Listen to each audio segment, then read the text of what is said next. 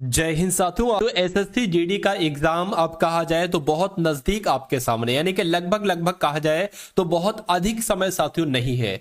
तो अब मैं आपको एसएससी जीडी परीक्षा 2025 के लिए जो कुछ भी पढ़ाऊंगा वो सब कुछ साथियों सेलेक्टेड पढ़ाऊंगा। ऐसा नहीं साथियों कि बिल्कुल अगर हट के बात करें, एग्जाम से हटकर यहां पर साथियों कुछ बात नहीं की जाएगी, यानी कि सिर्फ वही आपको पढ़ाया जाएगा, वही क्वेश्चंस आपको साथियों दिखाए जाएंगे, समझाएंगे जाएंगे, उनके बारे में साथियों बताया जाएगा जो परीक्षा में आपको डायरेक्ट देखने को मिलेगा। तो साथियों इस चैनल को अगर आपने अभी तक सब्सक्राइब नहीं किया तो सब्सक्राइब कर लीजिए। अगर आप एग्जाम तक इस क्लास को देख लेते हैं तो मेरा मानना है कोई दुनिया की ताकत नहीं जो आपको एग्जाम से क्रैक करने से आपको रोक सके। चलिए तो पहला सवाल आपकी स्क्रीन पर है, कह रहे कि अतीत का समानार्थी शब्द क्या हो सकता है। तो मैं कहूंगा अतीत का समानार्थी शब्द क्या हो जाएगा, विगत हो जाएगा। क्या हो जाएगा साथियों, विगत हो जाएगा। उसके बाद देखिए नेक्स्ट नंबर का सवाल है आपकी स्क्रीन पर, देखिए और बताइए राइट आंसर क्या होगा कि शुद्ध वर्तनी।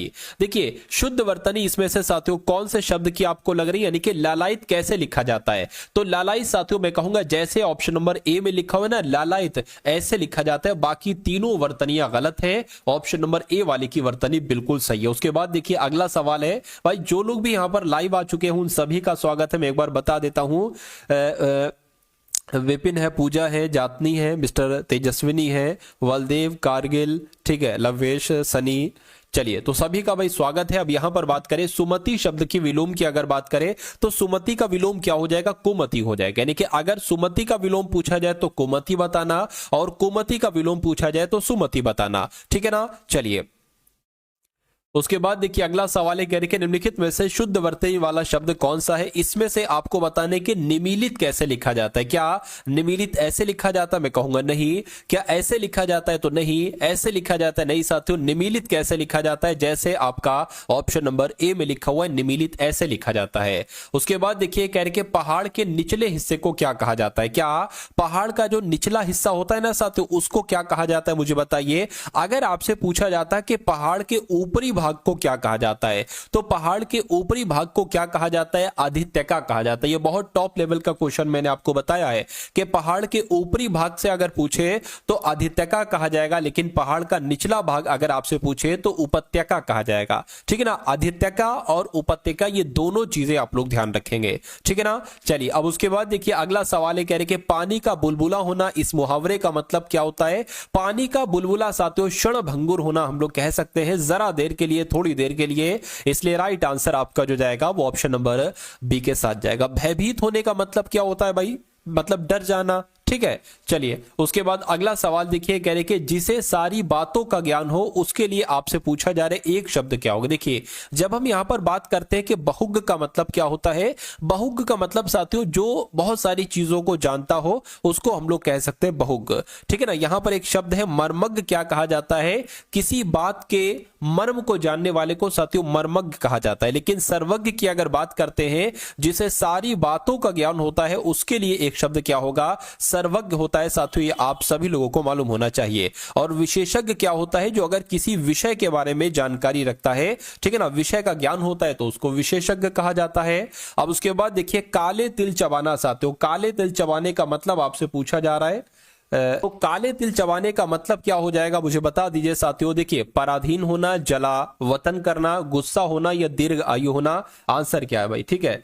चलिए काले तिल चबाने का मतलब क्या होता है, तो मैं कहूंगा पराधीन होना इसका मतलब होता है, पराधीन होना। आंसर आपका जो जाएगा वो ऑप्शन नंबर किसके साथ जाएगा साथियों, ऑप्शन नंबर ए के साथ जाएगा। अगला देखिए खाली जगह वाला शब्द है, आपसे यहां पर पूछा जा रहा है कि 100 रुपयों के टिकट चोरी हुए, यहां पर ये वाला शब्द आएगा, या 100 रुपयों के टिकट चोरी हुए, ये आएगा या ये आएगा, या साथियों ये शब्द आएगा।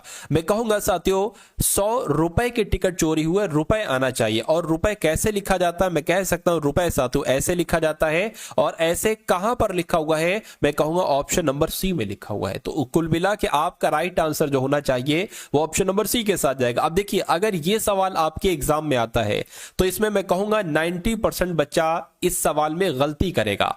कुछ लोग ये लगा देंगे, कुछ लोग ये लगा देंगे, कुछ लोग ये लगा देंगे, लेकिन जो ऑप्शन नंबर सी वाला लगाएंगे ना नंबर उन्हीं को मिलेंगे, गेनिंग पॉइंट उन्हीं को मिलेंगे। तो मैं कहूंगा साथियों मैं सब कुछ कंप्लीट आपको करवा दूंगा एसएससी जीडी एग्जाम के लिए, यानी कि तनिक सी भी जर्रा बराबर भी चीज मैं नहीं छोड़ूंगा जो एग्जामिनर पूछे और वो चीज आपको ना आती हो। तो आप लोग रोजाना रात्रि 8 बजे कोशिश करा करिए, मैं भी करूंगा कि डेली साथियों आपको क्लास दे पाऊं। अब कह रहे कि साथियों दिए हुए शब्द के सर्वाधिक उपयुक्त समानार्थी शब्द बताइए, यानी कि अंबर का समानार्थी शब्द आपसे यहां पर साथियों पूछा जा रहा है, मुझे बताइए। देखिए अंबर की अगर बात करते हैं तो अंबर को तो साथियों व्योम कहा जाता है। क्या कहा जाता है? व्योम कहा जाता है। पीतांबर की अगर बात करें तो पीतांबर को साथियों चक्रपाणी भी कहा जाता है। आपसे पूछा जा सकता है कि पीतांबर का समानार्थी शब्द क्या हो सकता है, तो चक्रपाणी आप लोग ध्यान रखेंगे, ठीक है ना। इसको हम लोग व्योम को क्या कह सकते हैं, या अंबर को हम लोग क्या कह सकते हैं साथियों? आकाश कहते हैं, गगन कहते हैं, ठीक है ना, गगन कहते हैं, नभ कहते हैं, ठीक है, आसमान कहते हैं, ये आप लोग ध्यान रखेंगे। और अगर हम सोम की बात करते हैं तो सोम का मतलब पता क्या होता है? सोम का मतलब होता है अमृत, सोम का मतलब होता है साथियों सुधा, सोम का मतलब अमृत होता है और अमीय भी होता है। क्या होता है? अमीय भी होता है और साथियों पीयूष भी होता है, यानी कि इतनी जानकारी आपको मालूम होना चाहिए। अब उसके बाद देखिए अगला सवाल है आपकी स्क्रीन पर, इस सवाल को साथियों देखिए और फटाफट यहां पर आप लोग मुझे बता दीजिए कि आपका राइट आंसर क्या हो। कह रहे कि खाली जगह को भरिए। कह रहे कि रवि के जन्मदिन पर दोस्तों ने उसे एक एल्बम अनुदान दिया, एल्बम दान दिया, भेंट दिया, उपहार दिया, यानी कि इस खाली जगह में कौन सा शब्द आएगा मुझे बताइए। देखिए रवि का जन्मदिन है तो उसको एक एल्बम उसके गिफ्ट के रूप में दी गई है, यानी कि उपहार के रूप में दी गई। तो यहां पर क्या आना चाहिए साथियों? उपहार आना चाहिए। राइट आंसर जिनका ऑप्शन नंबर डी है बिल्कुल करेक्ट है। अब उसके बाद देखिए ये सवाल साथियों बहुत आपसे पूछा जाता है, कई बार आपके एग्जाम में पूछा जा चुका है। कह रहे कि जिसके हाथ में वीणा हो उसके लिए साथियों एक शब्द क्या हो सकता है, फटाफट बता दीजिए। तो जिसके हाथ में वीणा हो साथियों उसके लिए एक शब्द क्या होगा, बताइए। बहुत अच्छा सवाल है साथियों, यहां पर आप लोग आंसर बता दीजिए।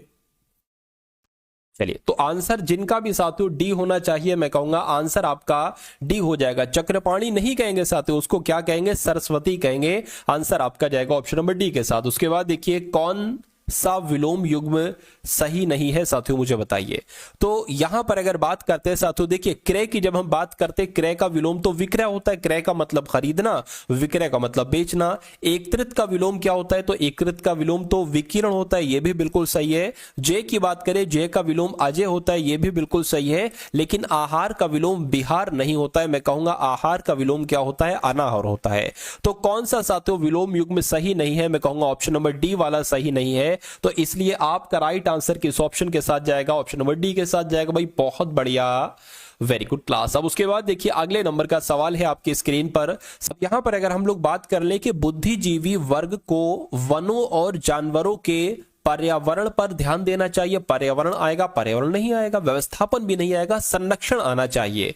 यानी कि बुद्धिजीवी वर्ग को वनों और जानवरों के संरक्षण पर ध्यान देना चाहिए। आंसर आपका जाना चाहिए सी के साथ। उसके बाद देखिए नेक्स्ट नंबर का सवाल है, कह रहे कि दिए गए शब्द का समानार्थी शब्द बताइए, यानी कि सूर्य का आपको बताना है समानार्थी शब्द क्या हो सकता है साथियों, फटाफट बताइए। देखिए सूर्य की जब हम बात करते हैं ना तो सूर्य का आपसे समानार्थी शब्द पूछा जा रहा है, मुझे बताइए। चलिए तो इस प्रकार आपका राइट आंसर जो होगा वो किस ऑप्शन के साथ जाएगा? वो आदित्य के साथ जाएगा, क्योंकि सूर्य को आदित्य भी कहा जाता है। नेक्स्ट नंबर का सवाल है आपकी स्क्रीन पर देखिए। अच्छा यहां पर अगर बात करें, ठीक है ना, मयंक यहां पर लिखा हुआ, मयंक की अगर बात करें मतलब इसको चंद्रमा का ये समानार्थी हो जाएगा। उसके बाद देखिए सुव्यवस्था, यहां पर एक शब्द आपको दे रखा है, कह रहे कि इस शब्द में से विलोम नहीं है, ये आपको यहां पर बताना है। देखिए सुव्यवस्था का विलोम कौन सा नहीं है? अच्छा अगर मैं आपसे यह पूछूं कि सुव्यवस्था का विलोम कौन कौन सा है, तो सुव्यवस्था का विलोम कुव्यवस्था है, बिल्कुल सही। सुव्यवस्था का विलोम अव्यवस्था है, बिल्कुल सही। सुव्यवस्था का विलोम कहीं ना कहीं गड़बड़ी भी हो जाएगा, बिल्कुल। लेकिन सुचारू सुव्यवस्था का विलोम नहीं होगा। अब नहीं होगा तो यही आपका क्या हो जाएगा? राइट आंसर हो जाएगा। तो बहुत ध्यान से आपको इसको प्रश्न को पढ़ना है, कंफ्यूजन में आपको गलत नहीं करना है। अब उसके बाद देखिए नेक्स्ट नंबर का सवाल है साथियों आपके स्क्रीन पर, देखिए सवाल सवाल को और मुझे बता दीजिए कि दहेज प्रथा समाज के लिए अभिशाप है या दहेज प्रथा समाज के लिए अपराध है या सम्मान है या साथियों अपमान है। कौन सा शब्द यहां पर बिल्कुल सही आएगा? मैं कहूंगा दहेज प्रथा समाज के लिए अभिशाप है। आंसर जिनका भी ऑप्शन नंबर ए है बिल्कुल करेक्ट है। उसके बाद देखिए कह रहे कि जो इंद्रियों की पहुंच से बाहर हो उसके लिए एक शब्द क्या हो सकता है बताइए। तो जो इंद्रियों की पहुंच से बाहर हो उसको क्या कहा जाता है? उसको इंद्रियातीत कहा जाता है। क्या कहा जाता है साथियों? उसको इंद्रियातीत कहा जाता है। आप सभी लोगों को मालूम होना चाहिए, ठीक है ना। चलिए, तो जिनका भी आंसर, ये बहुत टॉप लेवल का क्वेश्चन है, मैं कहूंगा आपके एग्जाम में साथियों क्वेश्चन आपको देखने को मिलेगा। जो इंद्रियों की पहुंच से बाहर हो उसको क्या कहा जाता है? उसको इंद्रियातीत कहा जाता है। अगला सवाल है, कह रहे कि अंधेरी रातों वाला पखवाड़ा, इसके लिए एक शब्द क्या होगा? तो इसको क्या कहेंगे? देखिए, अंधेरी रातों वाले पखवाड़े को क्या अमावस्या कहेंगे, ठीक है ना, या शुक्ल पक्ष कहेंगे, या कृष्ण पक्ष कहेंगे, या मलमास कहेंगे? बताइए। अगर मैं आपको यहां बताऊं कि कृष्ण पक्ष किसको कहा जाता है, तो अंधेरी रातों वाले पखवाड़े को क्या कहा जाता है? कृष्ण पक्ष कहा जाता है। लेकिन जब हम बात करते हैं शुक्ल पक्ष किसे कहा जाता है, तो उजाले रातों वाली, क्या उजाला भी तो होता है ना, उजाले रातों वाली, क्या साथियों? उजाले रातों वाला जो पखवाड़ा होता है ना, उजाले रातों वाली जो पखवाड़ा होता है उसको क्या कहते हैं? उसको शुक्ल पक्ष कहते हैं। तो आप लोग कृष्ण पक्ष याद रखेंगे किसको कहते हैं, और शुक्ल पक्ष याद रखेंगे किसको कहते हैं। तो ये बिल्कुल एग्जाम के पॉइंट ऑफ व्यू से बहुत इंपॉर्टेंट क्वेश्चंस मैं आपको करवा रहा हूं हिंदी के। कह रहे कि आंखें दिखाना, इस मुहावरे का मतलब क्या होता है? रूखापन, आंखों में रोग होना नहीं, शर्म करना, बहुत गौर से देखना नहीं। मैं कहूंगा आंखें दिखाना यानी कि रूखापन कहीं ना कहीं हम लोग कह सकते हैं। अगला सवाल देखिए। अब साथियों देखिए, हिंदी के आपने कितने क्वेश्चन देखे? पूरे के पूरे 20 क्वेश्चन देखे। और अब आप लोग यहां पर देखेंगे सामान्य ज्ञान के प्लस करंट अफेयर के टॉप लेवल के कितने क्वेश्चन साथियों? पूरे 20 क्वेश्चन। उसके बाद रीजनिंग के क्वेश्चन देखेंगे और मैथ के क्वेश्चन हम लोग देखेंगे। तो जिन लोगों ने अभी तक क्लास को लाइक नहीं किया साथियों, सभी लोग क्लास को एक बार लाइक कर दीजिए। चलिए, कह रहे कि ईस्टर का त्यौहार इसमें से किस दिन पर मनाया जाता है? तो ईस्टर के त्यौहार की अगर बात करें, यह साथियों रविवार को मनाया जाता है ईस्टर का त्यौहार। आंसर आपका सी के साथ जाएगा। भद्रा वन्यजीव अभ्यारण्य किस राज्य में है? तो अगर आपके एग्जाम में पूछे कि भद्रा वन्यजीव अभ्यारण्य किस राज्य में है, तो आपको कर्नाटक बता देना है। अगला सवाल, 20 क्वेश्चन बहुत तेजी के साथ गुजरेंगे आपके सामने से। बस आपको अपने मनोमस्तिष्क को हाजिर नाजिर रखते हुए, यानी कि बिल्कुल अटेंशन, बिल्कुल ध्यानपूर्वक इस क्लास को देखना है। अगर आप ऐसा करोगे तो ये 20 के 20 सवाल आपके मनोमस्तिष्क में कैसे फीड हो जाएंगे ये आप भी नहीं जानते। चलिए, कहने के न्योरा वैली नेशनल पार्क ये कहां पर स्थित है? तो ये तो पश्चिम बंगाल में स्थित है। कौन सा national park? Neora valley national park ये पश्चिम बंगाल में स्थित है। उसके बाद देखिए, निम्नलिखित में से किस नगर को एड्रियाटिक की रानी कहा जाता है? तो अगर आपसे सवाल पूछा जाए कि वेनिस को, या आपसे सवाल पूछा जाए एड्रियाटिक की रानी किसे कहा जाता है, तो वेनिस शहर को एड्रियाटिक की रानी कहा जाता है। उसके बाद देखिए, विंडी सिटी के नाम से किसको जाना जाता है? तो विंडी सिटी के नाम से शिकागो को जाना जाता है। आप सभी लोगों को मालूम होना चाहिए। आंसर जिनका ऑप्शन नंबर ए है बिल्कुल करेक्ट है। अगला सवाल आपकी स्क्रीन पर, कह रहे कि खेल दिवस कब मनाया जाता है? 22 अप्रैल को, 26 जुलाई को, 29 अगस्त को, या साथियों 2 अक्टूबर को? फटाफट कमेंट करके बताइए। तो जिनका भी आंसर, जो लोग भी यहां पर ऑप्शन नंबर सी के साथ है, यानी कि खेल दिवस 29 अगस्त को मनाया जाता है, उन सभी का आंसर बिल्कुल करेक्ट है। अगला देखिए, कह रहे कि विश्व हस्त प्रक्षालन, जिसको कह सकते हैं धुलाई दिवस, ये कब मनाया जाता है? तो धुलाई दिवस की जब हम बात करते हैं साथियों, ये तो 15 अक्टूबर को मनाया जाता है धुलाई दिवस। यानी कि अगर आपसे पूछ लिया जाए कि विश्व हस्त प्रक्षालन दिवस कब मनाया जाता है, तब भी आपको 15 अक्टूबर बताना है। आपसे पूछ लिया जाए धुलाई दिवस कब मनाया जाता है, तब भी आपको 15 अक्टूबर ही बताना है। उसके बाद देखिए, नेक्स्ट नंबर का सवाल है, कह रहे कि गुजरात के जो चालुक्य वंश था ना, इस वंश का संस्थापक कौन था? तो मैं कहूंगा मूल राज प्रथम गुजरात के चालुक्य वंश के संस्थापक थे। अगला सवाल है, कह रहे कि चंदेल वंश की स्थापना किसने की थी? तो चंदेल वंश की स्थापना तो नन्नुक ने की थी, और इनको चंद्रवर्मन भी कहा जाता है। तो आपका सही जवाब जो जाना चाहिए वो किस ऑप्शन के साथ जाना चाहिए? वो ऑप्शन नंबर ए के साथ जाना चाहिए। अगला देखिए, कह रहे कि अंग्रेजी शासन काल में बताइए भारत का कौन सा क्षेत्र अफीम उत्पादन के लिए प्रसिद्ध था, मुझे बताइए। तो यहां पर आपका राइट आंसर साथियों किस ऑप्शन के साथ जाएगा, मैं कहूंगा कि बिहार आपका बिल्कुल सही जवाब। यानी कि जब अंग्रेजों का शासनकाल था उसमें से सबसे ज्यादा अफीम का उत्पादन किस राज्य में किया जाता था, तो मैं कहूंगा सबसे ज्यादा उत्पादन उस समय अफीम का बिहार में किया जाता था, जिनका आंसर ऑप्शन नंबर ए बिल्कुल करेक्ट है। अगला सवाल आपकी स्क्रीन पर पूछा जा रहा है आपसे कि भारत की जनगणना में ऋणात्मक वृद्धि, वैसे तो आपने साथियों हमेशा धनात्मक वृद्धि देखी होगी, ठीक है ना। आप देखते होंगे कि हर साल हर 10 साल में जनसंख्या में धनात्मक वृद्धि होती है, यानी कि जनसंख्या बढ़ जाती है, जितने करोड़ है तो कुछ करोड़ और बढ़ जाती है। लेकिन आपसे पूछा जा रहा है कि वो 10 साल ऐसे कौन से थे जिसमें जनसंख्या में धनात्मक वृद्धि ना होकर ऋणात्मक वृद्धि हुई थी, तो मैं कहूंगा वो दशक था साथियों 1911 से लेकर 1921 तक का। इसमें एक बहुत खतरनाक बीमारी सामने आई थी, जैसे कि मैं कहता हूं साथियों हर 100 वर्षों में ना, हर 100 वर्षों में लगभग एक ऐसी बीमारी आती है, एक ऐसी बीमारी आती है पूरी दुनिया में जो बहुत ज्यादा लोगों को ले जाती है, ठीक है ना। उसकी वजह से लोग मृत्यु को पा जाते हैं। तो 1911 से 1921 के बीच में भी, 1911 के बाद से एक ऐसी बीमारी आई थी जिसमें हजारों लाखों लोग साथियों मृत्यु को पा चुके थे, इसलिए यहां पर ऋणात्मक वृद्धि हुई थी साथियों, जनसंख्या घटी थी यहां पर। चलिए, तो 1911 से 21 का दशक आप लोग ध्यान रखेंगे। उसके बाद आपके सामने सवाल है, कह रहे कि भारत में जनसंख्या वृद्धि की दर अधिक है, क्योंकि आपको यानी कि जनसंख्या वृद्धि हो रही है, क्यों हो रही है, क्योंकि जन्म दर और मृत्यु दर दोनों ही अधिक बनी हुई है। अरे भाई, अगर जन्म दर भी अधिक होगी, मृत्यु दर भी अधिक होगी, तो जनसंख्या वृद्धि नहीं, जनसंख्या बराबर होगी। जन्म दर मृत्यु दर की अपेक्षा कम घटी हुई है या मृत्यु दर में कमी आई है, किंतु जन्म दर अधिक बनी। बिल्कुल, जनसंख्या बढ़ने का एक मात्र नहीं कह सकते, बहुत सारे कारणों में से एक कारण यह है कि मृत्यु दर कम, यानी कि लोग कम मर रहे हैं और पैदा ज्यादा हो रहे हैं। अरे भाई, इसी वजह से तो ठीक है 121 करोड़ से कितने हो गए, 141 करोड़ से ज्यादा हो गए हम लोग। तो मैं कहूंगा आंसर यहां पर, अगर ये सवाल आपके सामने आता है तो आंसर आपको ऑप्शन नंबर सी लगाना है। उसके बाद देखिए अगला सवाल है, कह रहे कि स्वतंत्रता, समानता, बंधुत्व की अवधारणा भारत के संविधान की प्रस्तावना में निहित किस देश के संविधान से ली गई है। अपना जो भारत है ना, अपने भारत में बहुत सारी चीजें, मैं कहूंगा सारी चीजें लगभग और देशों के संविधान से ली गई हैं, ठीक है ना। और यह सवाल भी आपसे पूछा जाता है, तो मैं कहूंगा स्वतंत्रता, समानता और बंधुत्व की अवधारणा भारत के संविधान की प्रस्तावना में निहित है, और यह फ्रांस के संविधान से ली गई है। सही जवाब जिनका ऑप्शन नंबर डी था बिल्कुल करेक्ट है। अगला देखिए, कह रहे कि निम्नलिखित में से भारतीय राजव्यवस्था में सर्वोच्च है, यानी कि जो अपनी राजव्यवस्था है ना, इसमें सबसे ऊपर कौन है, तो सबसे ऊपर साथियों संविधान है। आंसर आपका ऑप्शन नंबर सी हो जाएगा। उसके बाद देखिए, किसने कहा है कि भारत एक अर्ध संघात्मक राज्य है, तो ये किसका कथन, ये कथन आपसे एग्जाम में बहुत पूछा जाता है, और इस बार साथियों उम्मीद है कि आपसे ये सवाल पूछा जाए, ठीक है ना। ये सवाल एमटीएस में पूछा था, अच्छा एमटीएस में पूछा था, बहुत अच्छी बात है। तो जीडी के एग्जाम में भी आपसे पूछा जा सकता है।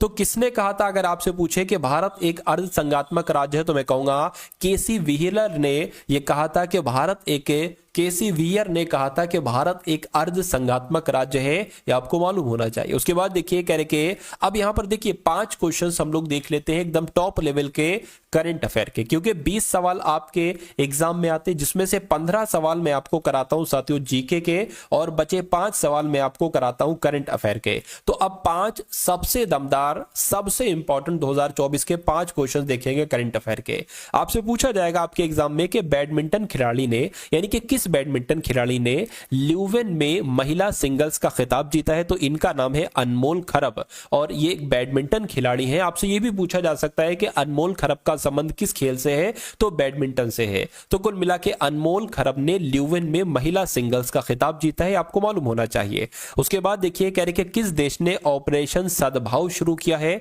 तो मैं कहूंगा अपने देश भारत ने ऑपरेशन कौन सा शुरू किया है, ऑपरेशन सद्भाव शुरू किया है, या आपका आंसर ऑप्शन नंबर सी के साथ जाएगा। उसके बाद देखिए, कहा जा रहा है कि ब्रुसेल्स में डायमंड लीग 2024 का खिताब किसने जीता है, तो यहां पर आपका साथियों राइट आंसर किस ऑप्शन के साथ जाएगा, फटाफट फटाफट बताइए। तो मैं कहूंगा आपका राइट आंसर एंडरसन पीटर्स के साथ जाएगा, क्योंकि ब्रुसेल्स में डायमंड लीग 2024 का खिताब किसने जीता है? तो एंडरसन पीटर्स ने जीता है। आंसर आपका ऑप्शन नंबर सी के साथ जाएगा। अगला सवाल है, कह रहे कि ऑपरेशन यमन किसने शुरू किया है? ईरान ने, इजराइल ने या साथियों फिलिस्तीन ने? तो अगर एग्जाम में यह सवाल आए तो तुरंत लगा देना इजराइल, क्योंकि ऑपरेशन यमन की शुरुआत किसने की है? तो मैं कहूंगा इजराइल देश ने की है। नेक्स्ट नंबर का सवाल है, कह रहे कि कौन सा देश वैश्विक साइबर सुरक्षा सूचकांक में टियर 1 पर पहुंच गया है? तो कौन से देश की बात चल रही है? मैं कहूंगा अपने भारत की बात चल रही है, यानी कि अपना भारत देश वैश्विक साइबर सुरक्षा सूचकांक में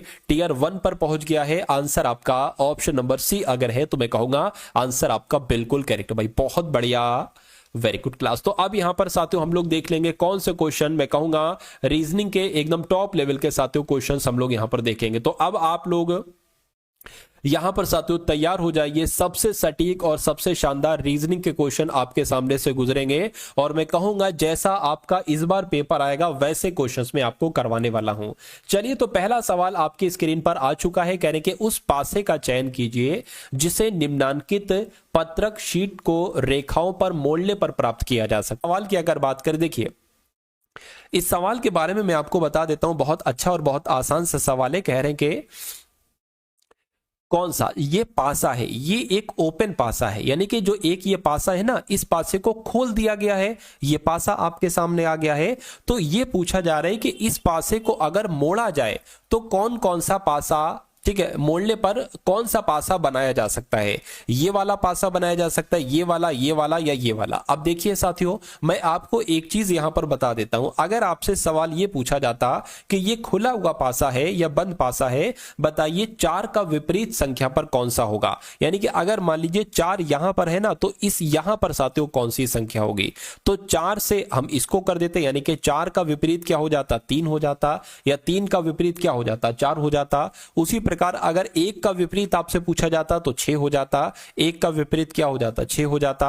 अब बचा 2 का विपरीत क्या हो जाता साथियों? 2 का विपरीत यहां पर 5 हो जाता। इतनी बात क्लियर है? कहिए बिल्कुल क्लियर है। चलिए, अब अगर हम सबसे पहले इसका चयन करें, ये 1 है, ये 2 है, ये 4 है, ये 4 है, ये 2 है और ये 3 है, ये 2 है, ये 3 है, ये 1 है, ये 6 है, ये 2 है। और अगर बात करते साथियों इसकी, ये क्या था? ये तो 1 था। चलिए, अगर हम ये आपसे पूछें कि क्या ये वाला पासों को अगर हम मोड़ें तो क्या ये वाला पासा बन सकता है? ऑप्शन नंबर ए वाला पासा साथियों बन सकता है या नहीं? देखिए ये 1 है, 1 का विपरीत क्या है? 6 है, तो इसमें 1 का विपरीत साथियों 6 नहीं होना चाहिए, 1 का विपरीत यहां पर 6 नहीं है, ठीक है।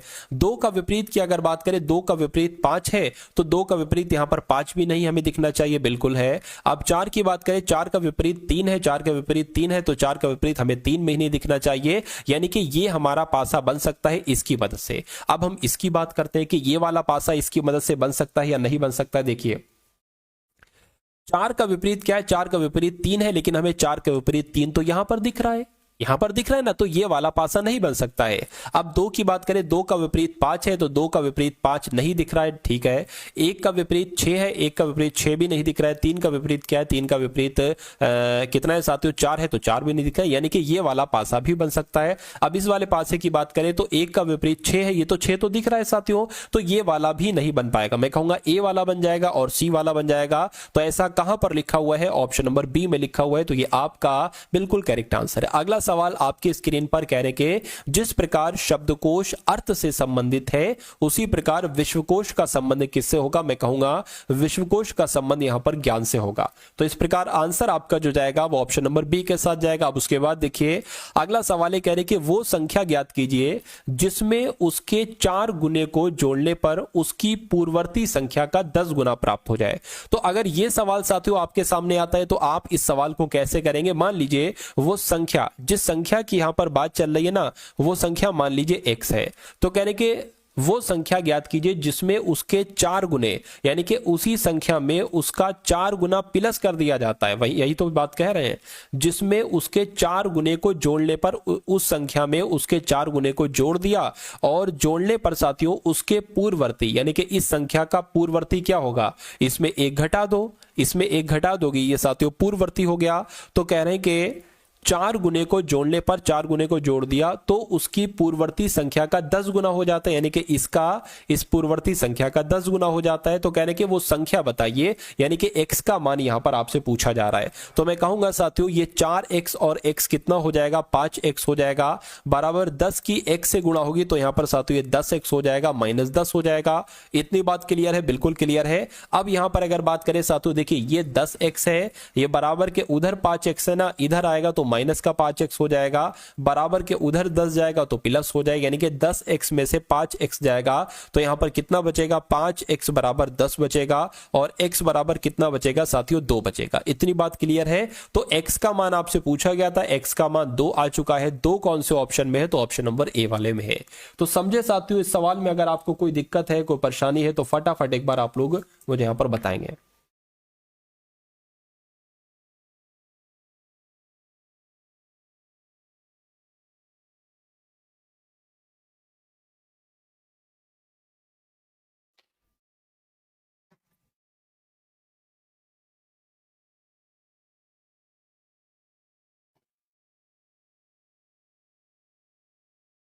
चलिए, तो सभी का आंसर यहाँ पर ऑप्शन नंबर ए आ चुका है और मैं मानूंगा कि सभी को यहाँ पर बिल्कुल 100% समझ में आ चुका है। अब इस सवाल की अगर बात करें, और ये सवाल आपके एग्जाम में आएगा, अगर आएगा तो आप इस सवाल को कैसे कर पाएंगे, पूरी रीजनिंग के साथ सबसे टॉप लेवल के यहां पर मैंने क्वेश्चंस लिए। कह रहे कि GREW है, तो GREW को साथियों क्या लिख दिया गया है, 209224 लिख दिया गया है। कैसे लिख दिया गया है, तो आपसे पूछा जा रहा है। तो उसी प्रकार TYPE से क्या लिखा जा सकता है मुझे बताइए। देखिए GREW है ना, जी अगर बात करें साथियों यहां पर जी का अपोजिट क्या होता है, जैसे कि मैं आपको बता देता हूं। आपको एक तो प्लेस वैल्यू मालूम होना चाहिए कि ए 1 पर होता है, बी 2 पर होता है, सी 3 पर होता है, डी 4 पर होता है, ई 5 पर होता है। उसी प्रकार आपको यह मालूम होना चाहिए कि ए का अपोजिट जेड होता है, बी का अपोजिट वाई होता है, सी का अपोजिट एक्स होता है और डी का अपोजिट डब्ल्यू होता है। ऐसे आपको सारे मालूम होना चाहिए। तो मैं अगर कहूं जी का अपोजिट क्या होता है, तो जी का अपोजिट होता है साथियों टी। आर का अपोजिट क्या होता है साथियों, आर का अपोजिट होता है आई। ई का अपोजिट क्या होता है साथियों, वी होता है। और डब्ल्यू का अपोजिट मैंने आपको बताया डी होता है। तो बस कुछ नहीं करना है। टी किस नंबर पर होता है, 20 पर। आई किस नंबर पर होता है, 9 पर। वी किस नंबर पर होता है, 22 पर। डी किस नंबर पर होता है, 4 पर। तो जो ये संख्या लिखी हुई है, मेरा मानना है कि वही संख्या ये लिखी हुई है, यानी कि पहले इन लेटर्स का अपोजिट लेटर्स लिखा गया और उनकी संख्या लिख दी, तो ये संख्या आपको मालूम पड़ गई। अब अगर हम बात करें कि इसका कैसे लिख पाएंगे साथियों, टी, वाई, पी और ई। तो टी का अपोजिट क्या होता है साथियों, मैं कह सकता हूं साथियों जी होता है। वाई का अपोजिट क्या होता है, मैंने आपको बताया बी होता है। पी की अगर बात करें, पी का अपोजिट के होता है और ई का अपोजिट क्या होता है साथियों, वी होता है। तो मैं कहूंगा ये जी 7 पर होता है, बी 2 पर होता है, के 11 पर होता है, वी 22 पर होता है। यानी कि 72 11 22 कहां पर लिखा हुआ है, 72 11 22 ऑप्शन नंबर बी में लिखा हुआ है। तो जिनका आंसर ऑप्शन नंबर बी है, मैं कहूंगा बिल्कुल करेक्ट। और मैं देख पा रहा हूं साथियों कि अंजना का, ठीक है, अनीश का, प्रियंका का भी आंसर जा रहा है, लवली का, बाबू, रेखा का, अजय, ठीक है, सभी का आंसर बिल्कुल करेक्ट जा रहा है भाई, बहुत बढ़िया, वेरी गुड क्लास। अब उसके बाद देख लीजिए साथियों, नेक्स्ट नंबर का सवाल है। इस सवाल को देखिए और मुझे बताइए कि आपका राइट आंसर यहां पर क्या होगा। कह रहे कि जैसे CREAM को FPJYZ लिखा जा सकता है, उसी प्रकार CHECK को क्या लिखा जा सकता है। बस इतनी सी बात आपसे यहां पर पूछी जा रही है। तो यहां पर अगर बात करें साथियों, एक काम करिए, एक काम आप ये कर सकते हैं। आप देखिए ये सी होता है, ये सी होता है 3 पर, एफ होता है 6 पर, तो कितना प्लस किया गया है, 5 प्लस किया गया है। ये आर होता है 18 पर, 18 से साथियों 16 हो गया है, मैं कहूंगा 2 माइनस किया गया है, ठीक है। ई होता है 5 पर, जे होता है 10 पर, कितना प्लस किया गया है, 5 प्लस किया गया है। ए होता है 1 पर, वाई होता है साथियों, वाई ये तो माइनस हो जाएगा। अगर वाई से आप सॉरी ए से अगर वाई पर जा रहे हैं तो मैं कहूंगा साथियों यहां पर कितना घटा है, यहां पर 2 घटाया गया तो 2 घटा दिया। एम होता है 13 पर, जेड होता है साथियों किस पर, एम होता है 13 पर, जेड होता है 26 पर। कितना प्लस किया, 13 और ये 26, यानी कि 13 यहां पर बढ़ा दिया गया। तो क्या यही लॉजिक, ये वाला लॉजिक इसमें फॉलो करेगा, हम थोड़ा सा देखते हैं। अगर आंसर हमें थोड़ा सा मिलता है तो यही लॉजिक लगाया जाएगा, वरना कोई और देखेंगे। सी 3 पर है, जब इसमें जोड़ेंगे तो मैं कहूंगा 3 और 3 6, यानी कि एफ आ जाएगा। एफ यहां पर है, यहां पर है, यहां पर है, यहां पर है। अब h में 2 घटाएंगे तो साथियों h 8 पर होता है, 2 घटाएंगे 6, 6 का मतलब क्या होता है साथियों, मैं कह सकता हूं 6 का मतलब भी f होता है, तो डबल f यहां पर नहीं है, यहां पर नहीं है, ये तो 2 ऑप्शन कट गए। e 5 पर होता है और 5 प्लस करेंगे 10 हो जाएगा, 10 पर होता है j यहां पर भी है और यहां पर भी है, कोई दिक्कत नहीं है। उसके बाद साथियों c में 2 घटाना है तो मैं कहूंगा a आ जाएगा। a कहां पर है, a इसमें नहीं है, देखिए ए इसमें नहीं है, इस वाले में है। मैं कहूंगा कि आंसर अगर आपका है ऑप्शन नंबर बी के साथ तो बिल्कुल करेक्ट है भाई, बहुत बढ़िया, वेरी गुड क्लास। और कई सारे लोगों का आंसर यहां पर पहले ही आ चुका था। आरपीएफ कांस्टेबल की एग्जाम कब होगी? आरपीएफ कांस्टेबल की एग्जाम तो मेरे ख्याल से जनवरी में है, जनवरी में स्टार्ट है आरपीएफ की, और फिर वो फरवरी में कोई एग्जाम नहीं है शायद, और फिर मार्च में, ऐसा मेरे सुनने में आया था। ठीक है, अगला सवाल देखिए आपकी, मतलब जनवरी में स्टार्टिंग है आपकी। ठीक है, अगला सवाल देखिए साथियों आपकी स्क्रीन पर है, देखिए और मुझे बताइए कि आपका राइट आंसर यहां पर क्या होगा। साथियों जिन लोगों ने अभी तक इस वीडियो को लाइक नहीं किया, मैं रिक्वेस्ट करूंगा कि वीडियो को आप सभी लोग लाइक कर दीजिए, क्योंकि आप अगर वीडियो को साथियों लाइक करते हैं तो मुझे बहुत अच्छा लगता है। मेरा मानना है कि मुझे मालूम होता है साथियों वहां से कि इतने लोगों में से इतने लोगों ने साथियों वीडियो को पसंद किया है, तो तुरंत वीडियो को लाइक कर दीजिए। और चैनल पर साथियों जो लोग नए हैं वो सभी लोग चैनल को जरूर सब्सक्राइब कर दीजिए। अब इस सवाल की अगर बात करें, कह रहे कि इन चारों ऑप्शन में से सबसे भिन्न ऑप्शन कौन सा है, सबसे अलग ऑप्शन कौन सा है, मुझे बताइए। चलिए देखिए यहां पर अगर बात करते हैं साथियों, ये 4 पर है, ठीक है ना, और O 15 पर है, U 21 पर आता है, यही तो है ना, A 1 पर आता है, H 8 पर आता है, और I 9 पर आता है, और G 7 पर आता है, N 14 पर आता है, U 21 पर आता है, उसी प्रकार O 15 पर आता है, D 4 पर आता है, S 19 पर आता है। इतने, यही तो है ना साथियों, मैंने बिल्कुल ठीक लिखा है, बिल्कुल सही। अच्छा यहां पर अगर बात करें साथियों हम लोग अच्छा यहां पर देखिए, ये जैसे कि 15 है, अगर इन दोनों को हम आपस में घटा दें तो हमें ये वाला नंबर प्राप्त हो रहा है। अच्छा यहां पर भी यही चीज है, इन दोनों को अगर हम आपस में घटा दें तो हमें ये वाला नंबर प्राप्त हो जाएगा। अरे भाई 19 में से 4 जाएगा तो 15 बचेगा, 21 में से 14 जाएगा तो 7 बचेगा, और 9 में से 8 जाएगा तो 1 बचेगा, 21 में से 15 जाएगा तो 6 बचना चाहिए, लेकिन यहां पर 4 बच रहा है। तो मैं कह सकता हूं इन 3 में तो एक लॉजिक लगा है, लेकिन इस ए वाले में एक अलग लॉजिक लगा है। तो मैं कहूंगा सबसे भिन्न कौन सा ऑप्शन होगा, ऑप्शन नंबर ए वाला होगा, और यही आपका बिल्कुल करेक्ट आंसर हो जाता है भाई, बहुत बढ़िया, वेरी गुड क्लास। चलिए एसएससी एमटीएस का रिजल्ट जल्द आ जाएगा आपका। सर थोड़ा मैथ को अच्छे तरीके से एक्सप्लेन करो प्लीज। ये अभी रीजनिंग आपकी चल रही है, ठीक है, कुछ क्वेश्चंस के बाद आप इसमें मैथ के क्वेश्चंस देखेंगे, और मैं पूरी उम्मीद करूंगा कि आपकी अच्छे से समझ में वो मैथ आएगी। अब देखिए यहां पर अगर बात करते हैं, बिल्कुल ए आपका आंसर सही है। अब इस सवाल की अगर बात करें, यानी कि उस वेन आरेख का चयन करिए, यानी कि ये वेन आरेख है, उस वेन आरेख का चयन करिए जो निम्नलिखित वर्गों के बीच के संबंध को सबसे अच्छे तरीके से दर्शाता है। यात्री, जहाज, ट्रेन। अब आपको बताना है साथियों आंसर आपका क्या हो सकता है। देखिए मैं कहूंगा ये जहाज एक अलग चीज होती है और ट्रेन एक अलग चीज होती है, ठीक है, लेकिन जो यात्री होते हैं ना वो जहाज में भी बैठते हैं, वो साथियों ट्रेन में भी बैठते हैं। तो अगर मैं साथियों ऐसे करके बना दूं, एक काम करिए, मैं अगर साथियों यहां पर अगर बात करें, इसको हटा देता हूं, मैं ऐसे करूं, मान लीजिए ये कौन हो गए साथियों, ये यात्री हो गए, ठीक है ना, और कुछ यात्री मान लेते हैं साथियों, कुछ यात्री जो है ना ये ट्रेन से सफर करते हैं, कुछ यात्री ट्रेन से सफर करते हैं, और कुछ यात्री जो हो जाएंगे ना वो जहाज से सफर करते हैं, और हो सकता हो कुछ यात्री अपने पैदल भी रवाना हो जाए, ठीक है, कुछ यात्री अपनी बाइक से हो जाए, कुछ यात्री भाई पानी वाली जहाज से यात्रा करें। तो मैं कहूंगा ऐसा सबसे बढ़िया वैन आरेख बनेगा। तो ये वैन आरेख यहां पर बना हुआ है, नहीं यहां पर बना हुआ है, नहीं यहां पर बना हुआ नहीं, मैं कहूंगा ऑप्शन नंबर डी वाले में बना हुआ है। तो इस प्रकार आपका आंसर जो जाना चाहिए वो ऑप्शन नंबर डी के साथ जाना चाहिए।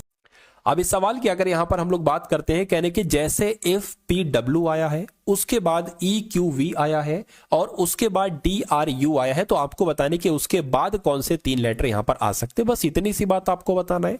तो अगर हम बात करें F से E हो गया है, 1 घटाया गया, E से D हो गया 1 घटाया गया, D में 1 घटाएंगे तो C आ जाएगा। P 16 पर होता है, Q यानी कि 17 हो गया, Q से R बोले तो 18 हो गया, तो 1 बढ़ रहा है, तो R में 1 बढ़ाएंगे तो साथियों S हो जाएगा। तो C S कौन से ऑप्शन में, एक इस वाले में, एक इस वाले में है। W 23 पर होता है, V 22 पर होता है, U 21 पर होता है, 1 घटाएंगे तो T आ जाएगा। यानी कि CST कहां पर लिखा हुआ है, मैं कहूंगा CST तो ऑप्शन नंबर ए में लिखा हुआ है। तो आपका राइट आंसर अगर है CST के साथ तो बिल्कुल करेक्ट है। उसके बाद देखिए नंबर सीरीज वाला सवाल आपके एग्जाम के लिए बहुत बहुत बहुत इंपॉर्टेंट है और मैं कहूंगा साथियों ये तो आपका आना ही आना है। नंबर सीरीज वाला तो कोई नहीं रोक सकता, ये तो आना ही आना है आपके एग्जाम में। चलिए तो यहां पर अगर बात करें, कह रहे कि आपके एग्जाम में अगर आ जाए ये वाला, यही सेम टू सेम आ जाए तो कैसे करोगे। 123 है, उसके बाद 98 आ गया, उसके बाद 82 आ गया, उसके बाद 73 आ गया, उसके बाद 69 आ गया। तो आपको बताने कि उसके बाद कौन सा नंबर आएगा, फटाफट बताइए। देखिए अगर 123 में हम 98 को घटाते हैं तो कितना घटेगा, 13 में से साथियों, 13 में से 8 जाएगा तो मैं कहूंगा साथियों यहाँ पर 5 बटेगा, ये 11 हो गया। 11 में से साथियों तो यहाँ पर कितना आपका 2 आ जाएगा, 25 हो गया। 98 से 82 जो हुआ है ना, ये कितना हुआ है साथियों, ये आपका 6 आ जाएगा और ये 1 16 हो गया। 72 से 72 में, अगर 72 से 73 में गए ना तो साथियों मैं कहूंगा 9 घटाया गया है। तो 73 से 69 बनाने के लिए कितना घटाया गया है साथियों, मैं कहूंगा 4 घटाया गया। अच्छा यहां पर एक चीज आप नहीं देख रहा हो, एक चीज आपको साथियों यहां पर नजर नहीं आ रही है, ये है 5 का स्क्वायर, ये है 4 का स्क्वायर, ठीक है ना। किसका स्क्वायर है, एक सेकंड, ये है 4 का स्क्वायर और ये है 3 का स्क्वायर, तो ये 2 का स्क्वायर हो जाएगा। मैं कहूंगा यहां पर मेरे हिसाब से तो 1 का स्क्वायर आना चाहिए और 1 का स्क्वायर 1 होता है, यानी कि 69 में 1 घटाया जाएगा तो क्या आना चाहिए, 68 आना चाहिए। क्या 68 ऑप्शन में है, मैं कहूंगा बिल्कुल 68 ऑप्शन में है, ऑप्शन नंबर डी वाले में है। तो इस प्रकार आपका जो राइट आंसर जाएगा वो ऑप्शन नंबर डी के साथ जाएगा। और जो लोग भी यहां पर ऑप्शन नंबर डी के साथ हैं, आपका आंसर बिल्कुल करेक्ट है। चलिए अब उसके बाद देखते हैं नेक्स्ट नंबर का सवाल है आपकी स्क्रीन पर। देखिए सवाल को साथियों और मुझे बता दीजिए कि आपका राइट आंसर यहां पर क्या हो सकता है। अब इस सवाल की अगर बात करें, कह रहे कि सभी लड़कियां एक्टर, देखिए जो जो कहा जा रहा है ना आप वो करते जाइए। अब कहा गया है कि सभी लड़कियां एक्टर हैं, तो मान लेते हैं साथियों ये कौन हो गई, ये लड़कियां हो गई, ठीक है ना, ये लड़कियां होंगी। और कह रहे कि सभी लड़कियां एक्टर हैं, तो मान लेते हैं सभी लड़कियां क्या हो गई, एक्टर हो गई। और कह रहे कि सभी एक्टर सिंगर है, तो सभी एक्टर ये क्या हो गए, सभी एक्टर यहां पर सिंगर हो गए। इतनी बात क्लियर है, चलिए कोई दिक्कत नहीं।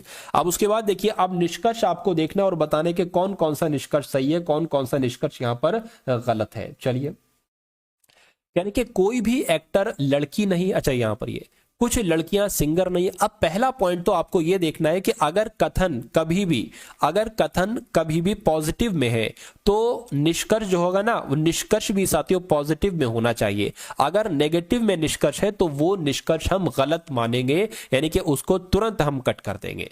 तो ये नहीं हो सकता सही। अब दूसरे वालों को देखिए, कह रहे कि कोई भी एक्टर लड़की नहीं, ये भी नेगेटिव आ गया। अरे भैया जब कथन पॉजिटिव में है तो निष्कर्ष नेगेटिव में कैसे आ सकता है। सभी लड़कियां सिंगर है, लड़कियां ये हो गई, कह रहे कि सभी क्या लड़कियां सिंगर है, मैं कहूंगा बिल्कुल सिंगर के अंदर आ रही हैं लड़कियां, यानी कि सभी लड़कियां सिंगर है, ये वाला आपका बिल्कुल सही हो जाएगा। यानी कि कहां पर ऐसा लिखा है कि निष्कर्ष 3 अनुसरण करता है, केवल निष्कर्ष 3 अनुसरण करता है, ऐसा ऑप्शन नंबर सी में लिखा हुआ है। तो ये आपका साथियों बिल्कुल करेक्ट आंसर है भाई, बहुत बढ़िया, वेरी गुड क्लास। तो अब साथियों यहां पर आपके मैथ के क्वेश्चन शुरू हो चुके हैं। इन सभी मैथ के सवालों को आप लोग देखेंगे और बहुत अच्छे तरीके से साथियों देखेंगे। चलिए तो मैथ का पहला सवाल है, थोड़ा सा अटेंशन में हो जाइए क्योंकि मैथ शुरू हो चुकी है।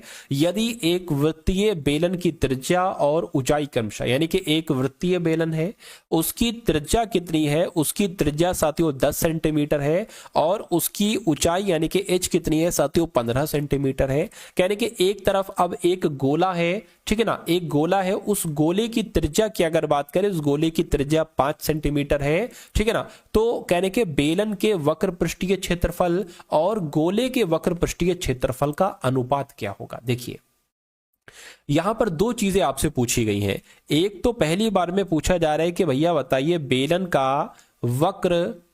का वक्र पृष्ठीय क्षेत्रफल, मैं क्षेत्रफल को शॉर्ट में लिख रहा हूं, बेलन का वक्र पृष्ठीय क्षेत्रफल और गोले का क्या साथियों, गोले का वक्र, ठीक है ना, वक्र पृष्ठीय क्षेत्रफल का अनुपात आपको बताना है। पहले तो आपको सूत्र मालूम होना चाहिए कि बेलन का वक्र पृष्ठीय क्षेत्रफल का सूत्र क्या होता है, तो साथियों 2 पाई आर एच होता है। उसके अलावा आपको मानना चाहिए कि गोले का वक्र पृष्ठीय क्षेत्रफल का सूत्र क्या होता है, तो साथियों 4 पाई आर स्क्वायर होना चाहिए, ये आपको मालूम होना चाहिए, ठीक है ना। रिकॉर्ड कर लूंगी सर जी, बाय, गुड नाइट। रिकॉर्ड कर लेना, बाद में देख लेना क्या दिक्कत है, ठीक, क्लास तो रहेगी हमेशा के लिए।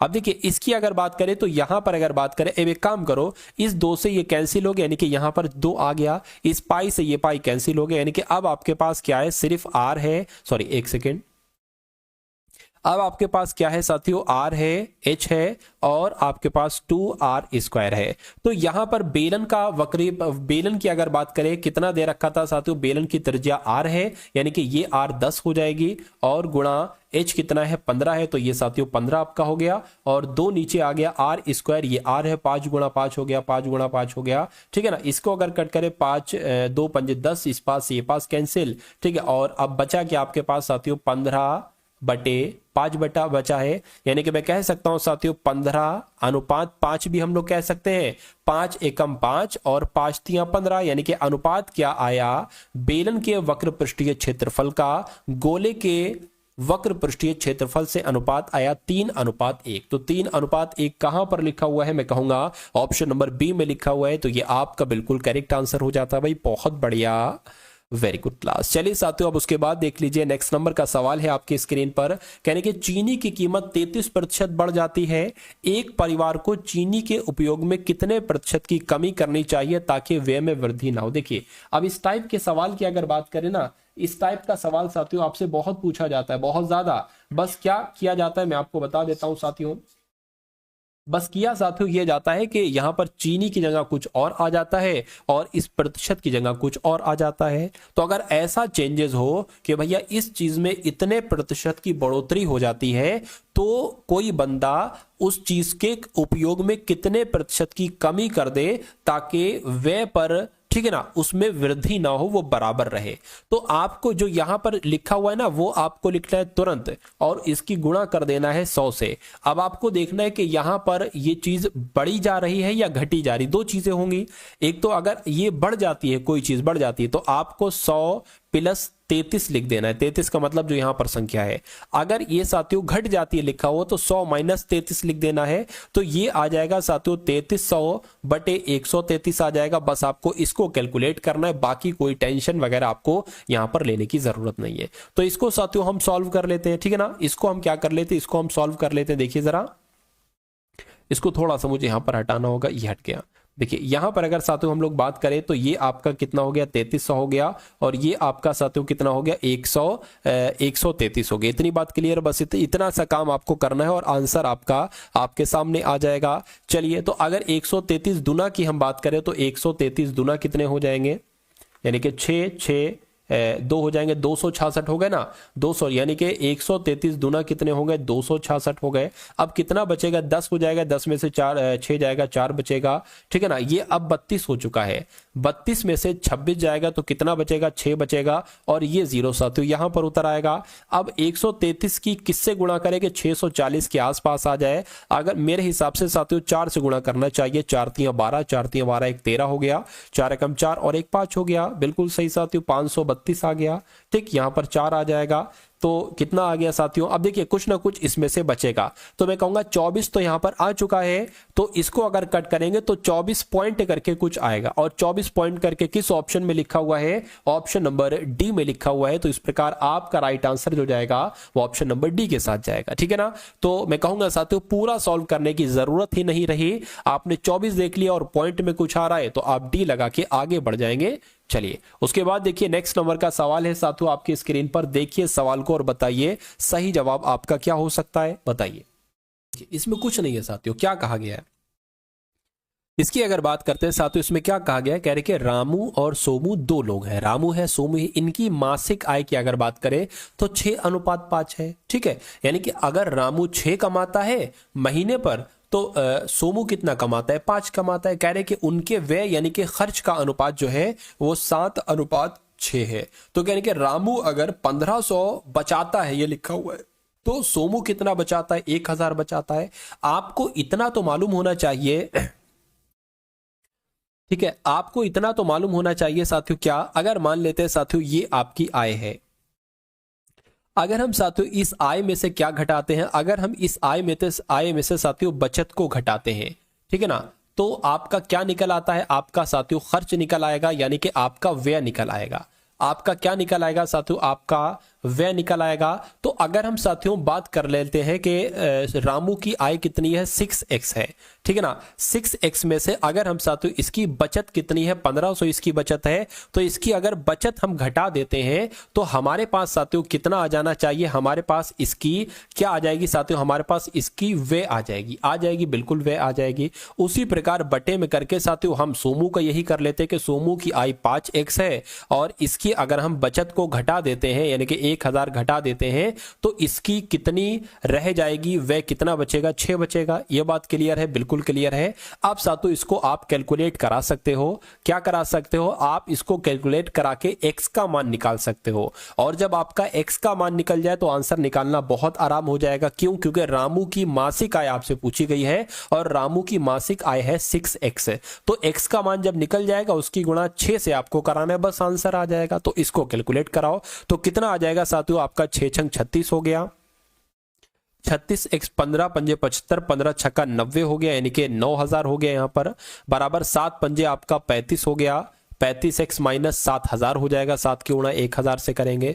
इतनी बात क्लियर है, कहिए बिल्कुल क्लियर है। उसके बाद देखिए, अब देखिए 36x है ना, बराबर के उधर है 35x, जब इधर आएगा तो 36x माइनस 35x हो जाएगा जिसमें से x बचेगा।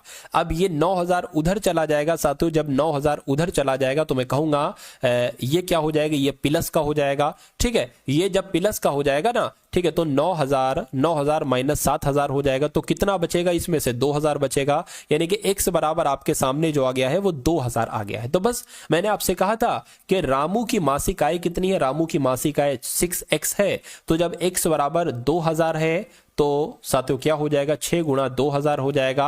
तो रामू की मासिक आय कितनी निकल कर आ जाएगी, 12000 निकल कर आ जाएगी। और 12000 कौन से ऑप्शन में है, तो ऑप्शन नंबर ए वाले में। इसी प्रकार आप से अगर पूछा जाता सोमू की मासिक आय कितनी है, तो साथियों हम 2000 की गुणा साथियों 5 से करा देते, 10000 सोमू की मासिक आय हो जाती। चलिए अब उसके बाद देखिए नेक्स्ट नंबर का सवाल है आपकी स्क्रीन पर, इस सवाल को देखिए और बताइए। तो सिंपल सी बात, इस क्वेश्चन में इतना बताया कि x अनुपात y 5:2 है, यानी कि जहां पर आपको x दिखे वहां पर आप 5 लिख देना, इतना तो कर सकते हो। और जहां पर आपको y दिखे वहां पर आप 2 लिख देना, इतना सो कर सकते हो बस, ठीक है। अब ये 8x लिखा हुआ है तो 8 गुणा, अब देखिए इनके बीच में गुणा है, ये x अलग है। अब x का मान मैंने 5 बताया तो 5 आ गया, माइनस 9 लिखा है 9, अब 9 गुणा y है, 9 गुणा y का मतलब 2 है तो 2 लिख दिया, ठीक है ना। चलिए उसके बाद अगर बात करें 14x लिखा है, यानी कि 14 गुणा x है, तो 14 तो लिख दिया, गुणा x का मान कितना है 5 है, तो यहां पर 5 आ गया, माइनस 13 की अगर बात करें 13 गुणा 2 यहां पर आ जाएगा, 8 पंजे 40 आ गया, 9 दूना 18 आ गया, अनुपात आ गया 14 पंजे 70 आ गया, 13 दूना 26 आ गया, कितना आ गया 26 आ गया, 13 दुना कितना आ गया साथियों 26 आ गया। चलिए कोई दिक्कत नहीं है। अब यहां पर अगर बात करते हैं साथियों 40 में से 18 घटाएंगे 22 आ जाएगा, और 70 में से साथियों 70 में से अगर 26 घटाते हैं तो 44 आ जाएगा, यानी कि मैं कहूंगा साथियों 22 एकम 22 और 22 दूना 44, तो इनका अनुपात क्या आ जाएगा 1:2 आ जाएगा। और 1:2 कौन से ऑप्शन में लिखा हुआ है, ऑप्शन नंबर सी वाले में लिखा हुआ है। तो क्या ये सवाल आपकी समझ में नहीं आया, ये सॉल्यूशन आपकी समझ में नहीं आया? अगर समझ में आया है तो बहुत अच्छी बात है, ठीक है। अब अगला सवाल देखिए और साथियों देखिए, जो बिल्कुल देखिए मैं सवाल का हर एक चीज आपको बताता हूं, बिल्कुल बेसिक से मैं आपको बताने की कोशिश करता हूं कि सारी चीजें आपकी जो है ना वो समझ में आ जाए। क्या है कहने के, किसी स्कूल में लड़कियां हैं और लड़के हैं, इनकी संख्या का अनुपात 8:7 है। देखिए लड़कियां कह रहे हैं कि अगर 8 है तो लड़के 7 हैं, तो कह रहे हैं कि अगर लड़कियों और लड़कों की संख्या में वृद्धि कर दी जाए, लड़कियों की संख्या में 10% की वृद्धि कर दी जाए और लड़कों की संख्या में 20% की वृद्धि कर दी जाए, तो फिर इनको जो नया अनुपात इनका क्या निकलेगा, यानी कि फिर उनको जो काटा पीटी करेंगे ना नंबर्स का, उनका अनुपात क्या निकलेगा। देखिए ये 8:7 है, इसको हम 800:700 भी कह सकते हैं और 80:70 भी कह सकते हैं। तो एक काम करिए, ठीक है, गर्ल्स का कितना है 8 है ना, तो गर्ल्स की यहां पर अगर बात करें और बॉयज की अगर यहां पर हम लोग बात करें, तो एक काम करो इसको 800 मान लो आप, और बॉयज को कितना मान लो 700, यानी कि एक स्कूल है, उस स्कूल में 800 लड़कियां हैं और 700 लड़के हैं, और कह रहे हैं कि यदि लड़कियों और लड़कों की संख्या में इतने इतने की वृद्धि की जाती है, यानी कि लड़कियों की संख्या में 10% की वृद्धि करेंगे, यानी कि जब लड़कियों की संख्या बोले तो 800 है, इसमें 10% की वृद्धि करेंगे तो कितनी हो जाएगी साथियों, 80 हो जाएंगी, यानी कि 80 इसमें और बढ़ा देंगे, कितनी हो जाएगी, 880 हो जाएगी। उसके बाद लड़कों की संख्या में 20% की वृद्धि की गई है, लड़कों की संख्या में साथियों 20% की वृद्धि की गई है। तो अगर हम 700 का 20% निकालें तो कितना निकल जाएगा, 20 से कम 20, 20 पंजे 100 हो जाएगा, 5 से कम 5, 5 से कम 5 हो गया, 5 चौक 20, यानी कि 140 हो जाएगा। तो 700 में 140 प्लस करिए 840 आ जाएगा। कहने का मतलब यह है कि भैया हमने वृद्धि कर दी इतनी और इतनी, तो इनका नया अनुपात कितना निकला, इनका नया अनुपात निकला 880 अनुपात 840। अगर ये कट सकता है तो इसको कट कर लिए, 0 से 0 कैंसिल हो गया, ठीक है। अब 4 से कट करें, 4 दूना 8, 4 दूना 8, 4 दूना 8 और 4 एकम 4, ठीक है। तो 22 अनुपात 21 आपका आंसर आया, यानी कि नया अनुपात आपका क्या निकला, 22 अनुपात 21 निकला। अब बताइए साथियों, ये सवाल आपकी समझ में आया या नहीं आया। तो उम्मीद करता हूं साथियों इस सवाल में तो मेरे हिसाब से कुछ बचा नहीं है साथियों और समझाने, क्योंकि सारी चीजें मैंने आपको यहां पर समझा दी हैं। चलिए अब इस सवाल की अगर यहां पर हम लोग बात करें कि इस सवाल में साथियों क्या है, कि क्या इस सवाल में है, कुछ नहीं है साथियों। देखिए क्या कहा जा रहा है, आपसे कहा जा रहा है कि किसी संख्या के 55 घटाने पर यह स्वयं की 80% हो जाती है या रह जाती है, हम लोग कह सकते हैं। सुशील गुप्ता क्या कह रहे हैं, नंबर सर प्लीज, ठीक है। बस ये लास्ट क्वेश्चन है आपके सामने, जो क्वेश्चन है ना, ये लास्ट क्वेश्चन आपके सामने है। चलिए तो इस सवाल को देखते हैं। कह रहे हैं किसी संख्या से, ठीक है ना, किसी संख्या से मान लीजिए कोई संख्या बात करी जा रही, तो वो संख्या हम कितनी मान लेते हैं, वो संख्या हम x मान लेते हैं, वो संख्या हम x मान लेते हैं। कह रहे हैं कि किसी संख्या से 55 घटाने पर, यानी कि वो संख्या x है, तो उस x संख्या में से 55 घटाने पर वह स्वयं की, यानी कि खुद की, वो अपनी संख्या की, इस संख्या की 80% रह जाती है, तो इसकी 80% हो जाती है, ये हम कह सकते हैं। तो वो मूल संख्या क्या है, अरे भाई मूल संख्या का 4/5 कितना होगा, पहले वो मूल संख्या तो निकाल लो, यानी कि x का मान तो निकाल लो। तो इसको कैलकुलेट करके x का मान आपको निकालना है, 20 चौक 80, 20 पंजे इतना हो जाएगा। यानी कि अब आपके सामने क्या आ गया, x माइनस 55 बराबर 4x/5 आ चुका है। 4 की x से गुणा कर दी, क्या दिक्कत है, कोई दिक्कत नहीं है, ठीक है ना। चलिए तो यहां पर अगर बात करें ये x आ गया, ठीक है। अब एक काम करो, x ये बराबर के उधर है ना, 4x/5 ये इधर आ जाएगा बराबर के, और माइनस का हो जाएगा ये आ गया, और ये बराबर के उधर 55 का जाएगा तो प्लस का हो जाएगा। अब देखिए क्रॉस मल्टीप्लाई करा लो, 5 की x से कराएंगे ना तो कितना हो जाएगा, 5x हो जाएगा, माइनस 4x है तो माइनस 4x लिख दिया, बटे में क्या है 5 हो जाएगा, और बराबर कितना है साथियों, यहाँ पर 55 है। 5x में से 4x जाएगा तो साथियों सिर्फ x बचेगा। अब बराबर है तो क्रॉस मल्टीप्लाई कर लो, 5 की गुणा 55 से हो जाएगी, 5 की गुणा 55 से कर ली, तो अब आपका आंसर आपके सामने आ चुका है। 55 की गुणा साथियों 5 से आपको करना है, और आंसर आपका आपके सामने 5 पंजे 25 हो जाएगा, 5 पंजे 25 और 2 कितना हो जाएगा, 225 हो जाएगा। 225 नहीं होगा साथियों, कुछ दिक्कत मुझे लग रही है। 5 पंजे 25 हो गया, 5 पंजे 25 और 2 27 हो जाएगा, तो मैं कहूंगा 275। 275 भी यहां पर ऑप्शन में नहीं है, एक सेकेंड, अच्छा, एक सेकंड, मैं एक चीज भूल गया साथियों, मैं वो चीज क्या भूल गया, ये तो सही है, ये तो 275 तो सही है, x का मान कितना निकला है, x का मान निकला है भाई साहब 275, लेकिन इसमें पूछा गया था कि उस संख्या का 4/5 बताइए आप, तो उस संख्या यानी कि 275 का मतलब गुणा 4/5 ये हो जाएगा। अब आपको इसको कैलकुलेट करना है, 5 पंजे 25 हो गया, 27 है ना, 2 बचा, फिर 25 हो गया, 5 पंजे 25 हो गया, 55 गुणा 4 यहां पर आ गया है तो 55 गुणा 4 कितना हो जाएगा साथियों, 4 पंजे आपका 20 आ गया, 4 पंजे 20 और 2 22, यानी कि 220 आपका आंसर आएगा, जो कौन से ऑप्शन में है साथियों, मैं कहूंगा ऑप्शन नंबर ए वाले में है। तो इस प्रकार जिनका भी आंसर ऑप्शन नंबर ए है, मैं कहूंगा आंसर आपका बिल्कुल करेक्ट है। तो इस वीडियो को साथियों लाइक कीजिएगा और